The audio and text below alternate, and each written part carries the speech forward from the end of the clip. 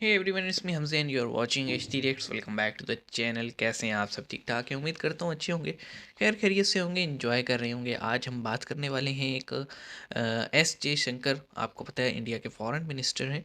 उन्होंने एक पुणे में कोई कॉन्फ्रेंस कर रहे थे, कोई कोई सेरेमनी थी, कोई तकरीब थी, जिसमें उनसे एक क्वेश्चन पूछा गया, जिसके जवाब में उन्होंने थोड़ा सा बता देता हूँ जितना मैंने ट्विटर पे से देखा है कि उन्होंने ये कहा कि पड़ोसी जो है वो हमें ऐसा पड़ोसी मिला है जो दुनिया में किसी को नहीं मिला।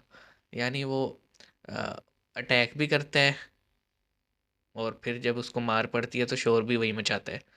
तो उसी से रिलेटेड एक वीडियो है जिसका टाइटल है कि पड़ोसी अगर आतंकी निकले तो कुत्ते की मौत मारना पड़ता है। चलो कोई बात नहीं। जो जिहादी हो उसे तो कुत्ता कहना चाहिए ना फिर। जिहादी, उस पे भी कुछ लोग नाराज़ हो जाते हैं। देखें, तालिबान को या फिर टेररिस्ट को या फिर जमात दावा या फिर हाफिज़ सईद, अगर ये आपकी नज़र में अच्छे लोग हैं तो फिर हम उन्हें तो कुत्ता कहेंगे, आपको भी साथ में कहेंगे जो उन्हें अच्छा कहेगा। ठीक है, अब मुझे जो कहना है कह लेना फिर, लेकिन टेररिस्ट इज़ अ टेररिस्ट। और आपने देखा ही है कि वो लोग, आप नमाज भी पढ़ रहे हो मस्जिद में तो आपको आगे ठोक जाते हैं, और आप अगर उनको जस्टिफाई कर रहे हैं तो फिर आपका जो है ना ठुकना बनता ही है। आप देख लें पिछले एक साल में कितने अटैक्स हुए हैं सिविलियंस पे, और अगर सिविलियंस अभी तक उन्हें अच्छा कहेंगे तो फिर सिविलियंस को तो मार पड़ती रहेगी। सिविलियंस हो या इस्टेब्लिशमेंट कोई भी हो, भाई टेररिस्ट इज़ अ टेररिस्ट, उसको ठोकना पड़ेगा। तो बात शुरू करते हैं, 3 2 1 एंड। जय हिंद दोस्तों, very warm welcome to Hindustan special channel. विदेश मंत्री एस जयशंकर ने पुणे में हम्म। एक कार्यक्रम के दौरान हाँ, पाकिस्तान उसी को से आड़े रिलेटेड ही हाथों है। लिया। उन्होंने कहा कि जिस तरह पांडव अपने रिश्तेदारों को नहीं चुन सकते थे, उसी तरह भारत अपना पड़ोसी नहीं चुन सकता। उन्होंने हम्म। कहा कि ये हमारे लिए एक वास्तविक सच है। उरी और बालाकोट एयर स्ट्राइक पर विदेश मंत्री एस जयशंकर ने बड़ी बात कही। पाकिस्तान पर निशाना साधते हुए विदेश मंत्री एस जयशंकर ने कहा कि हमारे पड़ोसी पाकिस्तान के कारण कोई भी देश आतंकवाद से उतना पीड़ित नहीं जितना भारत हुआ। पुलवामा और उरी हमलों के बाद सर्जिकल स्ट्राइक को उन्होंने निर्णायक कार्रवाई बताया।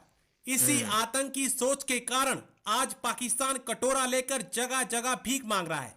इस समय पाकिस्तान कटोरा में तो लड़ महंगाई गया दर है हमें। 30% से ऊपर पहुंच गई है, और ये पाकिस्तान की आज तक की आतंकी सोच सबसे का ही ज़्यादा है। नतीजा है। भारतीय विदेश मंत्री की साफ सच्ची बातों से पाकिस्तान को काफी तकलीफ हो रही है। कल डॉक्टर जयशंकर जो मिनिस्टर फॉर एक्सटर्नल अफेयर्स हैं, उन्होंने हम्म। फिर पाकिस्तान को जो है वो टारगेट किया और कहा कि जी country which sponsors terrorism, support terrorism, और हमारा मसला ये है कि हम हमारा नेबर पाकिस्तान है, हमें इस तरह के चैलेंजेस हैं। ये बड़ी ऑब्वियसली दिस इज़ समथिंग जिसे कहते हैं ना समझने वाली चीज़ें हैं। ये हफ्ता वैसे भी वीकेंड तो चलो गुजर गया, लेकिन ये coming week is very important because India के जो नेशनल सिक्योरिटी एडवाइज़र हैं अजीत डोभाल साहब, वो अमेरिका आ रहे हैं। ऑब्वियसली बड़े स्ट्रेटेजिक लेवल पर डायलॉग हो रहा है, लेकिन there is a question, Ajit Doval and that साहब भाई question is that is genius Pakistan mind really वाले हैं। Understanding what doctor Jaishankar is bringing up to, वो चीज़ें क्या लेके आ रहे हैं, और भाई वो सच ये लेकर आ नया रहे हैं इंडिया यार। क्या चीमा साहब तुसी कॉन्सेप्ट भी है, ये अजीब गल पैराडाइम करते हो। शिफ्ट क्या है, ये किस तरह की चीज़ें हैं। जैसे फॉर एग्जांपल अगर आप डॉक्टर जयशंकर को सुने तो वो कहते हैं कि जो इंडिया का जो स्ट्रेटेजिक कल्चर है, वो the strategic culture needs to come from आपकी वो जो जिसे कहते हैं ना कि हिस्ट्री, वैल्यूज़, कल्चर, अच्छा, यहाँ इन वैल्यूज़ चीज़ों याद से आ आता है। जाती और हैं। वो प्रॉपर्ली कहते हैं कि जो इंडिया की डिप्लोमेसी है, वो अगर महाभारत टर्म में देखा जाए तो वो कहता है कि जो ग्रेटेस्ट डिप्लोमेट है वो श्री कृष्णा और वो हनुमान जी क्लिप हैं। मैंने देखा सो था। ये अगर आप देखें कि ये इसी तरह ये जो कॉन्सेप्ट है स्ट्रेटेजिक डिसेप्शन का, तो वो कहते हैं कि जो कृष्णा थे वो एक इल्यूजन जो क्रिएट किया करते थे एंड ऑल दैट। अब ये जो इंडिया का जो स्ट्रेटेजिक कल्चर का कॉन्सेप्ट है, क्या डू पीपल रियली अंडरस्टैंड कि ये चीज़ें क्या हैं, और इंडिया जो है वो किस तरह history, language, culture, religion, values, society के अंदर क्या चीज़ें इनकॉर्पोरेट कर रहा है, and what is this new India, and paradigm shift क्या है इंडिया के अंदर, because Pakistanis are so much busy आपस ਵਿੱਚ ਹੀ ਹੱਥੀ ਪੈ ਨੇ, ਇੱਕ ਦੂਜੇ ਦੇ ਕੱਪੜੇ ਫਾੜਨ ਡਏ ਨੇ, and they have no idea कि what prime minister Modi is talking about this new India. और वो कहते हैं कि जी फॉर एग्जांपल अगर आप एक एक 5 इम्पोर्टेंट पॉइंट्स हैं जो मेरा ख्याल है कि इंडियन गवर्नमेंट जो है they are working on that. और उसमें जो है वो कहते हैं कि जी हम अगले 25 ईयर्स में इंडिया को एक डेवलप मुल्क बनाना चाहते हैं। चीमा साहब, आपकी बातें बड़ी कंफ्यूजिंग है। देखें, जयशंकर साहब तो सीधा सीधा बता रहे हैं कि हर वो पड़ोसी जो कि हमारे साथ कल्चरल वैल्यूज़ या फिर ख़ानदानी पना दिखाते हुए इज़्ज़त के साथ रहेगा तो हम उससे जब ही डालेंगे। एग्जाम्पल है, नेपाल है, भूटान है, श्रीलंका है, बांग्लादेश है, ठीक है, और म्यांमार है।